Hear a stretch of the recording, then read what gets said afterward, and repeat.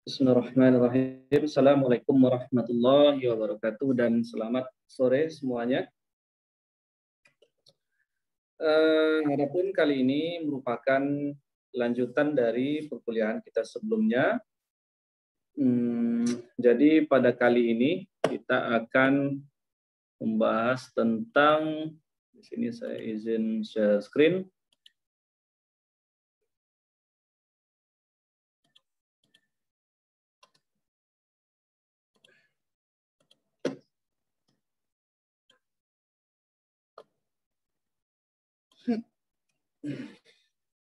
Baik, jadi hari ini kita akan berbicara tentang faktor-faktor penentu keberhasilan usaha. Nah,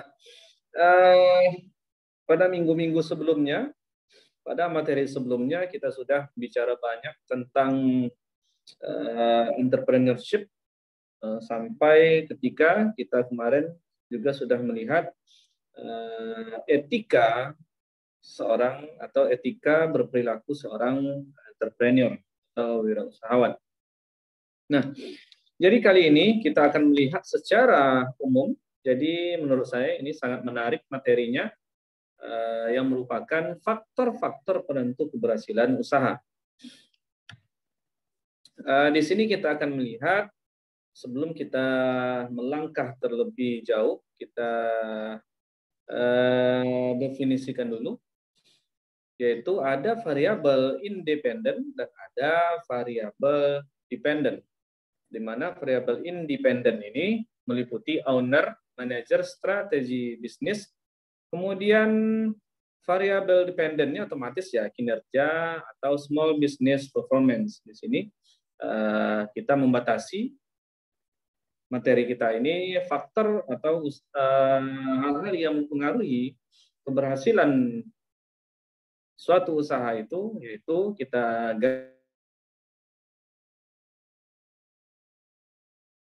yaitu pada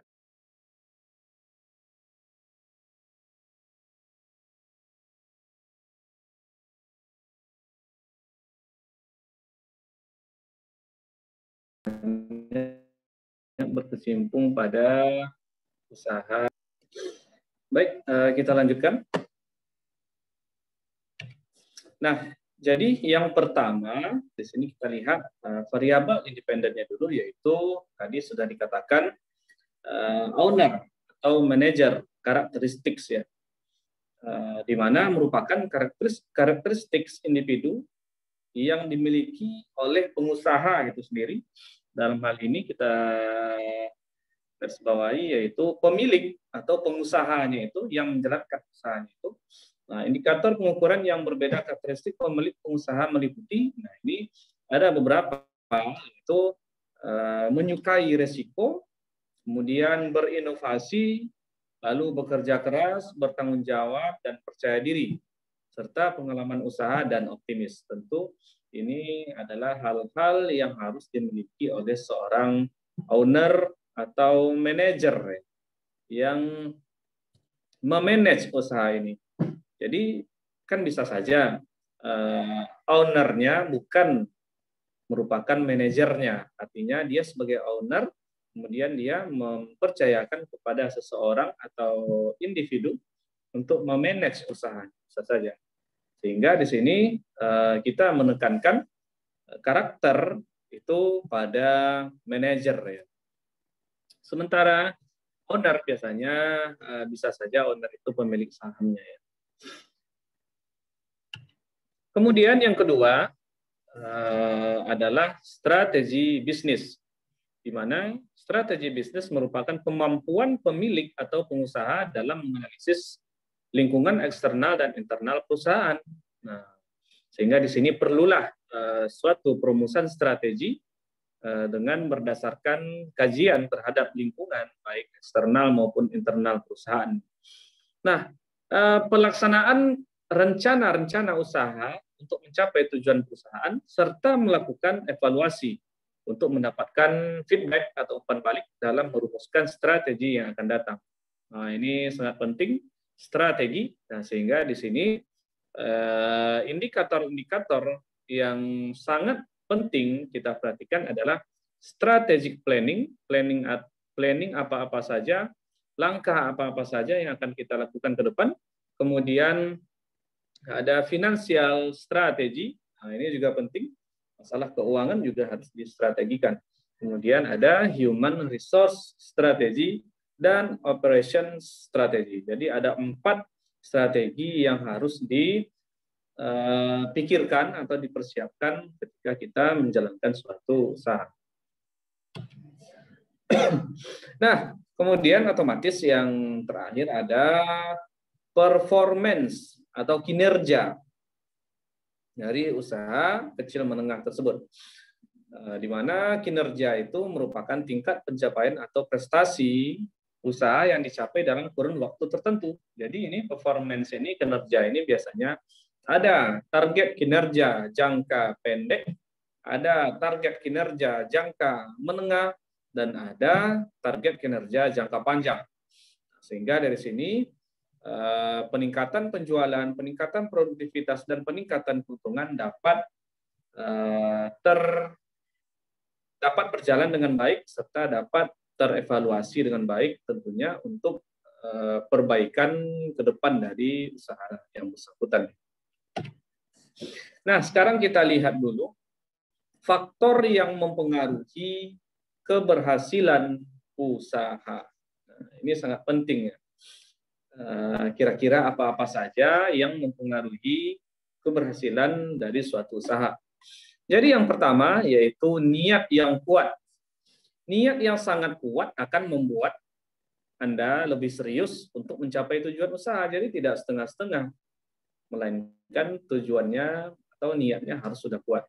Mendirikan bisnis dari bawah itu membutuhkan usaha yang ekstra, ini pasti. Nah, kemudian sudah pasti Anda tidak perlu menjadi anak kaya dulu ketika ingin mendirikan usaha. Artinya kita jangan beranggapan seorang entrepreneurship itu berangkat dari sebuah kesuksesan. Bukan, melainkan berangkat dari suatu level di mana level ketika itu punya suatu niat yang sangat kuat. Jadi sesuatu yang diawali dengan niat yang kuat akan melahirkan motivasi dan kesungguh-sungguhan yang juga sangat kuat. Nah, kemudian kita lihat faktor yang mempengaruhi keberhasilan usaha berikutnya, yaitu ada pantang menyerah walaupun berkali-kali gagal. Ini sangat baik, tetapi tentunya kita di sini berharap tidaklah kita mengalami kegagalan yang berkali-kali ya. Melainkan apabila kita mengalami kegagalan, maka kita dituntut untuk belajar dari kegagalan yang kita alami. Sehingga kita dapat menganalisisnya lalu memperbaiki diri untuk kedepannya lebih baik dan tidak gagal lagi. Di sini gambar ini diperlihatkan never give up on yourself. Jangan pernah gagal apalagi ragu dengan diri Anda sendiri. Banyak yang gagal menjalankan usahanya karena itu adalah hal yang wajar. Jadi seperti itu. Kemudian banyak faktor yang membuat seseorang bisa mengalami kegagalan dalam usahanya. Tapi keberhasilan hanya bisa diraih oleh mereka yang mau mencoba sekali lagi. Nah, biasa kita sering melihat gambar, kadang apakah di media sosial, Facebook misalnya, misalkan ada seseorang yang menggali terowongan menggali sumur untuk mendapatkan air. Seseorang tersebut sudah menggali air sumur tersebut sejauh 15 meter ke bawah. Tapi karena dia sudah merasa putus asa, lalu dia berhenti untuk menggali sumur tersebut. Padahal lebih kurang setengah meter lagi apabila dia gali, maka dia akan memperoleh air di sana. Artinya apa? Orang yang berhasil adalah orang yang akan mencobanya sekali lagi. Seperti itu. Lalu selanjutnya faktor yang mempengaruhinya otomatis modal, ini sangat penting ya. Kita ketahui bersama modal merupakan komponen penting ketika kita ingin memulai suatu usaha. Nah, ada dua opsi. Yang pertama, kita punya modal sendiri ketika kita ingin menjalankan usaha. Baik itu modal sendiri itu yang kita dapatkan dari pendapatan kita yang kita tabung sebelum-sebelumnya, nah, atau kita sebut sebagai dana segar kita yang kita miliki tanpa kita meminjam atau mencari. Dan yang kedua adalah modal yang kita bukan yang berasal dari diri kita sendiri, melainkan kita berusaha untuk mencarinya. Nah, jadi tidak ada alasan bagi seorang entrepreneur untuk menjalankan usahanya dengan alasan modal. Saya belum ada modal, saya belum bisa untuk membuka suatu peluang usaha. Itu sangat-sangat salah. Melainkan kita harus memikirkan bagaimana cara kita mencari modal. Nah, jadi ada sangat banyak cara ya. Untuk mendirikan usaha dan mengembangkan lebih besar, kamu akan diharuskan memiliki modal usaha. Ini sebagaimana yang barusan saya jelaskan. Sehingga beberapa modal tidak ada patokan, yang penting cukup untuk kebutuhan operasional usaha. Nah, jadi tidak ada patokan besarnya. Yang penting cukup untuk menjalankan usaha kita. Jika kita langsung ingin mempekerjakan orang lain, kamu harus memberikan gaji yang layak untuk orang tersebut. Ini harus. Nah, jika kita tidak memiliki modal, banyak cara yang bisa dilakukan. Ada yang meminjam uang saudaranya, orang tuanya, meminjam uang ke bank, koperasi, dan lain sebagainya. Atau justru kita bisa meyakinkan pemilik modal, atau kita sebut sebagai investor, untuk memberikan kita modal awal dengan perjanjian usaha yang disepakati antara kedua belah pihak. Nah, ini juga sangat memungkinkan ya. Jadi sebenarnya sekali lagi tidak ada alasan untuk kita tidak memiliki usaha atau tidak mengembangkan dan tidak memanfaatkan peluang usaha hanya gara-gara alasan modal. Lalu selanjutnya adalah faktor menghasilkan produk barang atau jasa yang unik. Nah, ini sangat menarik di sini ya. Artinya apa? Keberhasilan suatu usaha itu ternyata juga ditentukan oleh jenis apa yang kita hasilkan, produk apa yang kita pasarkan.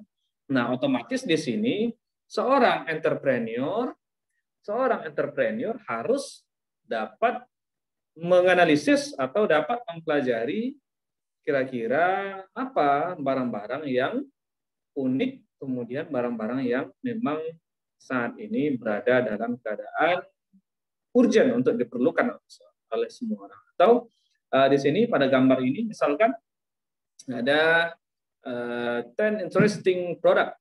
Nah, misalnya 10 produk ini sekarang lagi trending ya. Contoh misalnya ada produknya misalkan ada drone, lalu ada kacamata, misalnya kacamata yang memanfaatkan magnetics itu misalnya. Nah, lalu ada sepatu dan lain sebagainya. Yang jelas sekarang jenis-jenis ini adalah barang-barang yang lagi trending misalnya. Jadi kita harus pandai menganalisis pasar saat ini.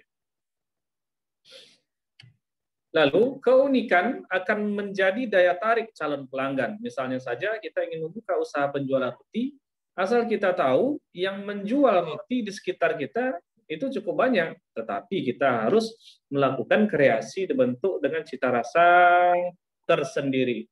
Artinya kita dituntut di sini untuk berinovasi. Nah, ini sangat penting ya. Sekali lagi kita harus punya keunikan tersendiri dari produk yang ingin kita pasarkan. Nah, untuk makanan memang cita rasa itu paling pertama diperhatikan.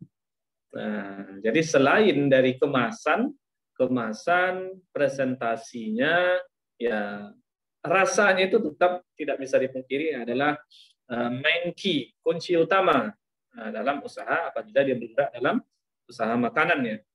Jika kita punya misalkan produk roti dengan rasa yang khas, tentu pelanggan tidak ragu mengkonsumsi roti berkali-kali dan orang akan mengejar kita. Kenapa? Karena kita punya keunikan dan berbeda rasa dibandingkan dengan produk-produk yang dipasarkan oleh orang lain yang berada di sekitar kita.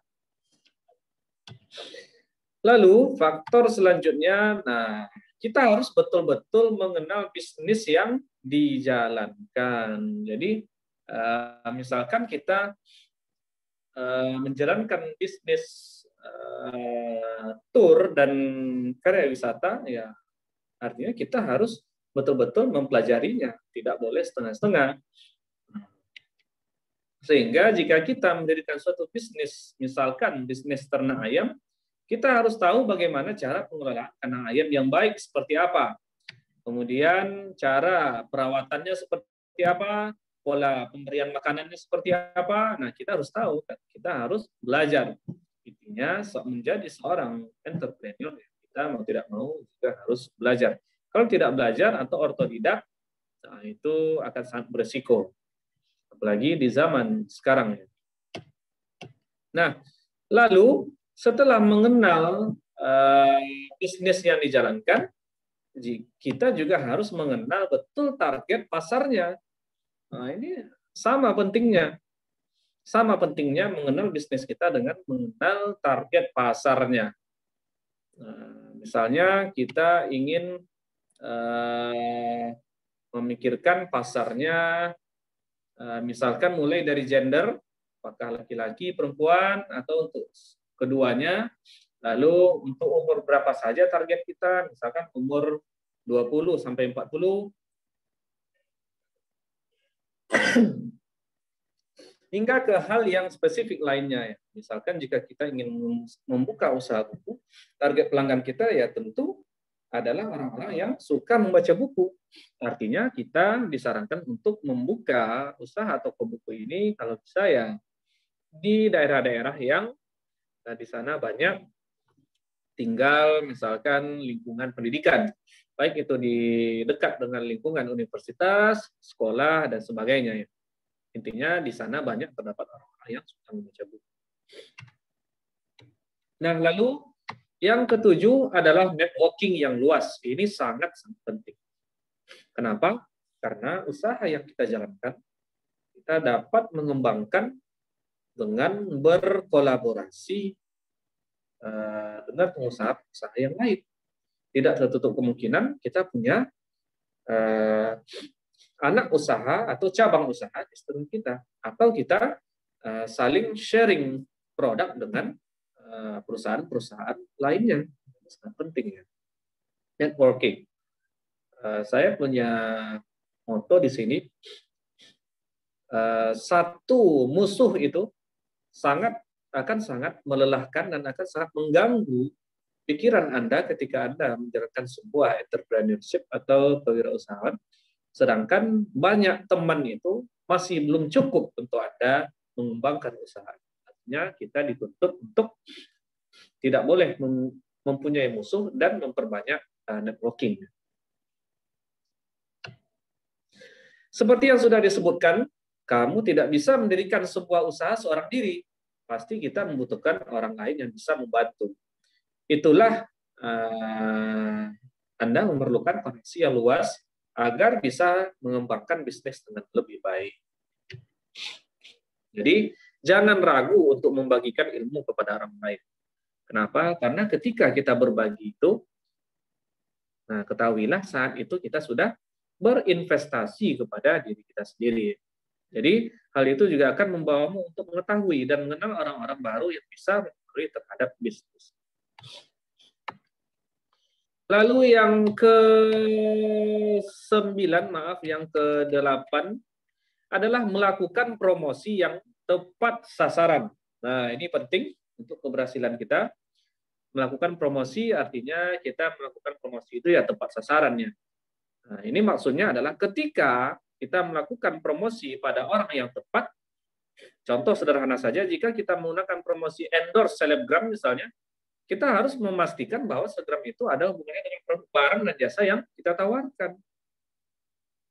Maksudnya apa? Misalkan kita, contoh tadi produk kita adalah buku misalnya. Tetapi kita meminta untuk seorang selebgram, misalkan selebgramnya pemain bola, untuk mengendorse buku yang kita jual. Itu kan kurang nyambung ya.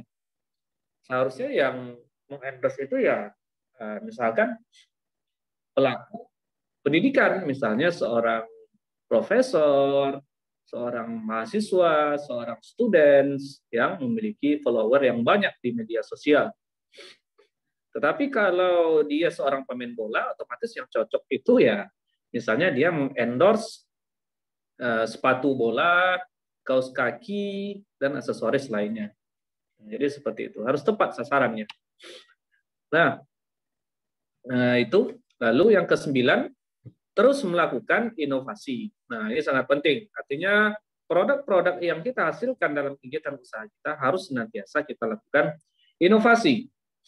Misalnya kita dalam membuat roti atau menjual roti, nah kita harus berinovasi biar customer kita tidak bosan. Misalkan rasanya ya kita rubah-rubah rasanya, kita variasikan rasanya. Nah, selain kita berinovasi pada produk, kita juga harus berinovasi pada strategi. Maksudnya apa? Maksudnya adalah sebelumnya kita membuat roti secara manual, sekarang kita berpikir untuk membuat roti kita menggunakan teknologi yang ada. Kenapa? Kenapa tidak? Jika ini dapat misalkan meminimalisirkan biaya operasional atau biaya upah dalam pembuatan roti kita. Walaupun kita harus mengeluarkan modal secara langsung untuk membeli mesin, tapi untuk jangka panjang akan memberikan impact atau profit yang menjanjikan. Nah, inovasi bisa didapatkan dari pengalaman yang sudah-sudah. Dan ini tidak hanya pengalaman dari kita juga bisa belajar dari pengalaman relasi atau networking kita dalam menjalankan usaha yang hampir sejenis. Nah, jangan lelah melakukan riset atau penelitian sampai kita mendapatkan hasil yang kita inginkan. Ya, seperti itulah kalau jika kita ingin menjadi seorang entrepreneur yang baik, stabil, dan sukses. Jadi, ada 9 faktor yang mempengaruhi suksesnya suatu usaha yang kita jelaskan. Baik, sekarang kita lihat yang lebih. Nah, tadi kan faktor yang mempengaruhi suksesnya usaha. Kalau di sini sekarang yang lebih signifikan lagi pengaruh, yaitu penentu. Nah, jadi penentu dengan mempengaruhi itu beda. Kalau penentu ini, kalau ini bermasalah, maka sudah dipastikan tidak akan bisa. Nah, kalau yang tadi itu hanya mempengaruhi. Nah, yang pertama, faktor penentu keberhasilan usaha adalah leader atau manajer. Nah, kenapa? Karena manajer inilah yang akan memanage bawahan-bawahannya untuk menciptakan suatu gebrakan yang kreatif dan inovatif dalam usaha tersebut. Jadi, kalau didefinisikan, manajer itu adalah seseorang yang bekerja melalui orang lain dengan mengkoordinasikan kegiatan-kegiatan mereka guna mencapai sasaran organisasi. Sehingga pada organisasi berstruktur tradisional, manajer sering dikelompokkan menjadi manajer puncak, manajer tingkat menengah, dan manajer lini pertama. Jadi ini jika sudah banyak tingkat-tingkatannya ya. Nah, di mana jumlah karyawan lebih besar di bagian bawah daripada di puncak. Artinya apa? Manajer dalam hal ini tadi adalah seseorang yang bekerja ya melalui orang. Dan bisa juga manajer ini adalah dia yang selaku leader. Maaf, manajer ini juga bisa dia yang pemilik usaha sendiri, langsung terjun sebagai manajer. Nah, untuk kita, usaha kecil dan usaha menengah, biasanya manajer ini biasanya kita langsung selaku pemilik saham usaha, PSU biasanya ya, PSU langsung bertindak sebagai manajer. Kita yang memiliki usaha langsung kita menjadi manajer dalam usaha kita. Itu jauh lebih baik ketika kita suruh orang lain. Kenapa? Karena effort atau usaha itu pasti selalu kita selaku pemilik usaha akan lebih tinggi dibandingkan orang lain. Tetapi kalau usaha kita sudah besar, kita pasti memerlukan manajer, orang yang bisa mengurus perusahaan kita dengan baik. Jadi sekali lagi, manajer sangat menentukan. Kenapa? Karena manajer inilah yang akan memanage, mengatur kegiatan usaha sedemikian rupa, baik mengatur pekerja, karyawan, strategi, dan operasional lainnya adalah di tangan manajer. Kalau manajer ini tidak pandai dalam memimpin perusahaannya, otomatis ya perusahaan akan sulit untuk sukses dan bisa saja jatuh ke dalam kebangkrutan, bangkrut. Nah, di sini disebutkan oleh Robert L. Katz pada tahun 1970-an bahwa setiap manajer membutuhkan minimal 3 keterampilan dasar. Yaitu apa-apa saja keterampilannya. Yang pertama adalah keterampilan konseptual skill. Nah, harus memiliki keterampilan yang membuat konsep, ide, gagasan demi kemajuan organisasi. Ini sangat penting. Nah, di mana gagasan atau ide serta konsep tersebut kemudian haruslah dijabarkan menjadi suatu rencana, strategic planning, kegiatan untuk mewujudkan gagasan atau konsep tersebut. Nah, lalu proses penjabaran ide menjadi suatu rencana kerja yang konkret itu biasanya disebut sebagai proses perencanaan atau planning. Oleh karena itu, keterampilan konsepsional juga merupakan keterampilan untuk membuat rencana kerja. Jadi ini sangat penting ketika Anda memerlukan seorang manajer untuk usaha Anda, atau kita bertindak sebagai seorang manajer, kita harus berketerampilan konseptual. Kita harus punya ide, gagasan untuk kemajuan organisasi yang kita pimpin. Lalu yang kedua, keterampilan hubungan dengan orang lain. Humanity skill ya. Artinya kita harus pandai berkolaborasi, kemampuan konsepsional ini, manajer juga perlu dilengkapi dengan keterampilan berkomunikasi, berkolaborasi, serta keterampilan berhubungan dengan orang lain yang disebut keterampilan kemanusiaan. Kenapa? Kalau bawahan sudah tidak senang dengan pimpinannya,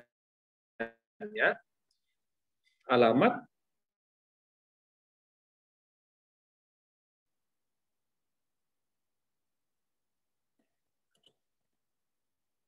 Nah, baik, saya lanjutkan. Jadi sekali lagi, kemampuan komunikasi yang persuasif harus selalu diciptakan oleh manajer terhadap bawahan yang dipimpin.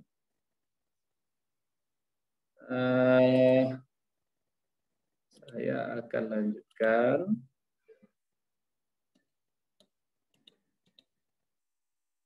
Selanjutnya, dengan komunikasi yang persuasif tersebut, bersahabat dan kebapakan atau kita sebut menaungi akan membuat karyawan merasa dihargai dan kemudian mereka akan bersikap terbuka kepada atasannya. Nah, impact-nya apa? Impact-nya produktivitas dari karyawan kita akan meningkat. Keterampilan yang ketiga yang harus dimiliki adalah technical skill. Keterampilan ini pada umumnya merupakan bakal bagi manajer pada tingkat yang lebih rendah. Artinya mereka harus menguasai apa yang mereka pimpin. Misalnya komputer, memperbaiki mesin, membuat kursi, akuntansi, dan lain-lain. Otomatis mereka menguasai dengan apa yang mereka pimpin. Pada sub apa yang mereka pimpin. Misalnya manajer di tingkat bawah kita, misalnya manajer keuangan, otomatis dia menguasai tentang keuangan.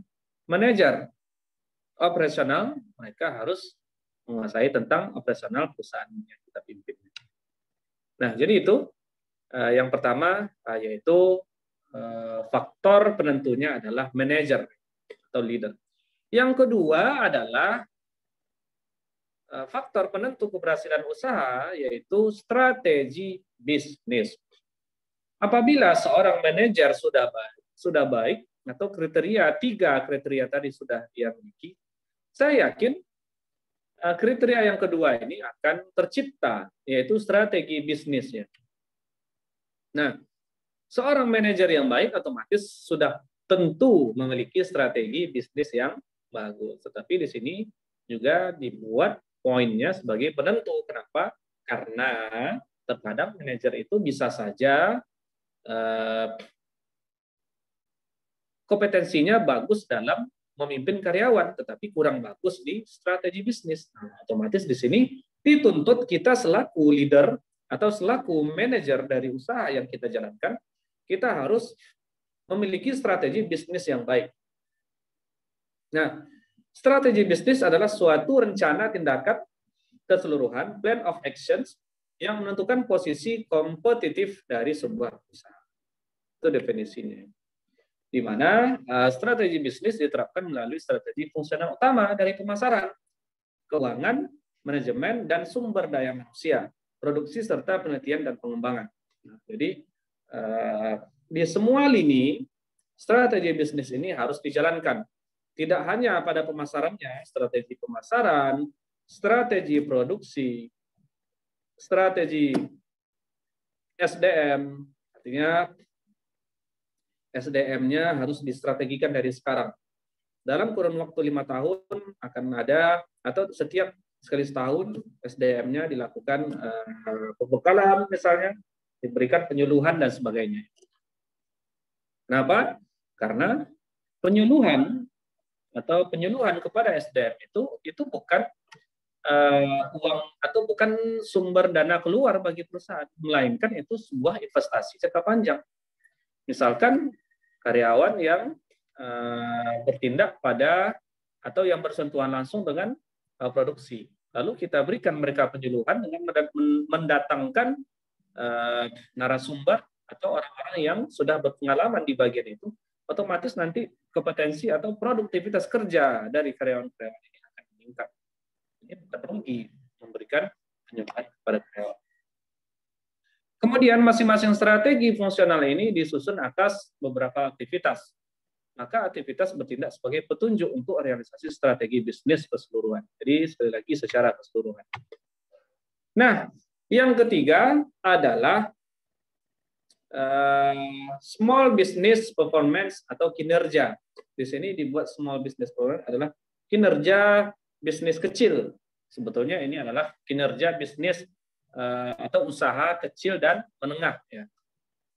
Kita fokus kepada UKM, usaha kecil menengah, di mana kinerjanya adalah menunjuk pada tingkat pencapaian dan prestasi perusahaan dalam periode waktu tertentu. Nah, ini penting. Kinerja itu harus selalu dievaluasi.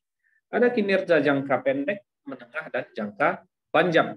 Misalnya per 6 bulan melakukan evaluasi kinerja, per tahunan ada kinerja evaluasi kinerja tahunan, per 5 tahunan, dan per 10 tahunan misalnya. Kinerja performance perusahaan dapat dilihat dari tingkat penjualan, tingkat keuntungan, tingkat pengembalian modal, tingkat turnover, dan pangsa pasar yang diraih. Ini menurut Zhou and Liu tahun 1998. Sekali lagi, kinerja performance itu dapat diukur dari tingkat penjualan. Semakin tinggi penjualan kita, maka semakin tinggi kinerja kita. Semakin tinggi tingkat keuntungan yang kita peroleh, semakin tinggi tingkat pengembalian modal atau cepat pengembalian modalnya. Artinya kinerja kita sangat baik. Lalu menurut Nash tahun 1993 menyatakan bahwa profitabilitas adalah indikator terbaik untuk mengidentifikasi ketika organisasi menyatakan hal yang benar, dan profitabilitas dapat digunakan sebagai pengukuran primer dari keberhasilan perusahaan. Artinya, di sini menurut Nash tahun 1993, kinerja dari suatu usaha itu adalah ditentukan oleh profitabilitas atau keuntungan. Otomatis di sini ada keuntungan bruto dan ada keuntungan neto, untung bersih dan untung yang masih belum dipotong dengan pengeluaran. Nah, terakhir di sini dipetakan sukses tidaknya suatu bisnis itu atau suatu usaha ditentukan oleh karakter manajer, strategi bisnis, dan kinerja. Nah, di mana di sini kita lihat bahwa karakter manajer sangat menentukan. Kenapa? Karena karakter manajer melainkan akan menghasilkan strategi bisnis yang baik, dia juga akan menghasilkan kinerja yang baik pula. Nah, di mana di sini karakter manajernya dibuat menyukai risiko, inovasi, kerja keras, tanggung jawab, percaya diri, dan memiliki pengalaman usaha. Nah, sedangkan strateginya terdiri atas strategi perencanaan, keuangan, SDM, dan operasional, serta kinerjanya diukur melalui peningkatan penjualan, peningkatan produktivitas, dan peningkatan keuntungan. Nah, ini adalah a master plan to be success in entrepreneurship, atau planning secara keseluruhan untuk sukses dalam usaha, mana ditentukan oleh 3 parameter atau 3 indikator ini. Nah, itu saja yang dapat saya sampaikan untuk materi kita kali ini. Semoga bermanfaat, dan seperti biasa pada kali ini saya memberikan tugas untuk semua mahasiswa yang mengikuti perkuliahan ini. Tugasnya yaitu uraikanlah menurut penjelasan Anda tentang 3 indikator atau parameter utama penentu kesuksesan bisnis tadi, yaitu ada karakter bisnis, ada karakter manajer, ada strategi bisnis, dan ada kinerja. Mohon diuraikan maksimal 1 halaman, 1 halaman A4 maksimal ya. Nah, mohon diuraikan bagaimana 3 indikator ini berlaku atau berperan dalam menentukan sukses tidaknya suatu usaha. Nah, itu tugas yang saya berikan untuk kuliah kita kali ini. Demikian saya tutup perkuliahan kita pada hari ini dengan mengucapkan Assalamualaikum warahmatullahi wabarakatuh, dan selamat sore untuk kita semua.